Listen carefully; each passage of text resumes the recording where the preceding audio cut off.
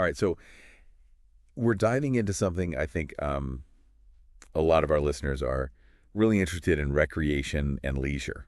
Mm-hmm. And we're not just talking about, like vegging out in front of the TV. Right. We're talking about those activities that you choose because they bring you joy. Yes. They recharge your batteries. Mm-hmm. The things you do just for the fun of it, purely for the fun of it. Exactly. And what we're going to do in this deep dive is really kind of unpack what those choices say about you and how they impact your well-being.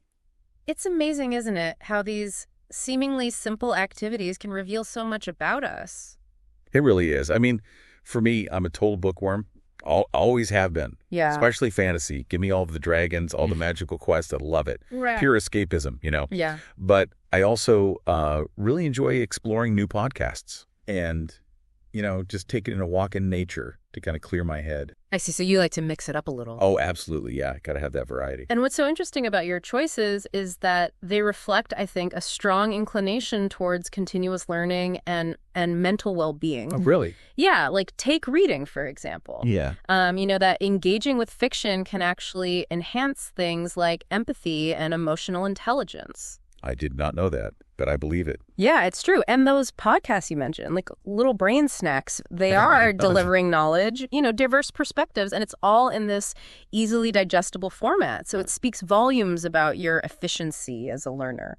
Wow, I never thought of it like that. But you're so right. I mean, I'm always trying to, learn new things, and podcasts are they're perfect for that. They really are. And those walks in the park, it's not just about enjoying the scenery. Right. Studies actually show that just being in nature can, reduce stress hormones. Really? Improve focus. Wow. Yeah. And this is crucial, especially in our tech-filled world. Yeah. It's like hitting the reset button for your brain. Okay, that's a great way to put it. Yeah. So it's not just me then. There's actually, real benefits to these things. Absolutely, yeah. It's fascinating. I'm curious, though, what sorts of things do you do to unwind? Yeah, how do you recharge? Well, like you, I do love to start my day with a walk. Yeah. It kind of helps me clear my head, sets the tone for the day. Right. But one thing I find incredibly rewarding is painting. Oh, wow. There's this sense of flow you can get lost in when you're creating something. Yeah. Really rejuvenating. And of course, as much as I value my quiet time, I also need to have those social interactions. Yeah. Whether it's, a good conversation with friends or even a lively dinner party. Right. Or, even just exchanging ideas. Those connections are essential for me.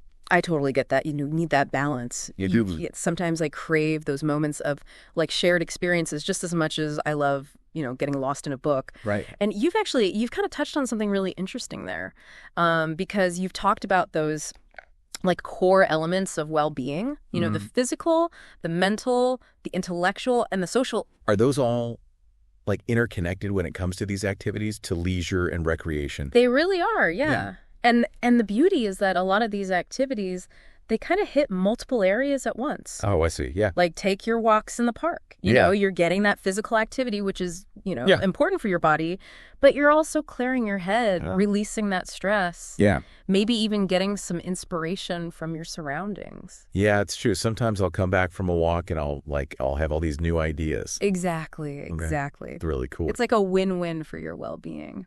It is. And it also reminds me of what you said earlier about my choices maybe being linked to being a learner. Mm-hmm. Even our leisure activities can be intellectually stimulating, right? I mean, I learned so much from podcasts. You do. And a lot of people think that, leisure should be about completely switching off. Yeah. But it's also about engaging your mind in ways that feel enjoyable, and stimulating. Right. It's not about shutting down. It's about recharging in a way that works for you. Exactly. Like that. And that's where that intellectual well-being comes into play. Yeah, that makes sense.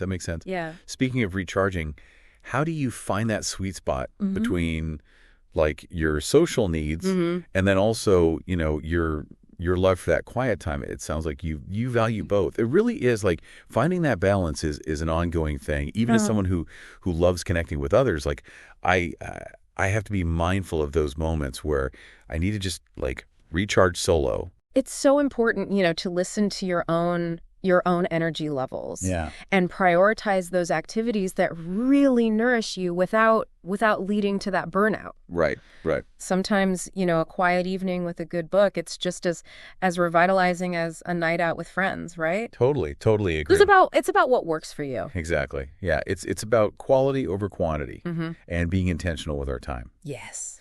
Speaking of being intentional, let's talk about weekends. Okay. I always love hearing how people kind of structure their downtime. Yeah. What does a typical weekend look like for you?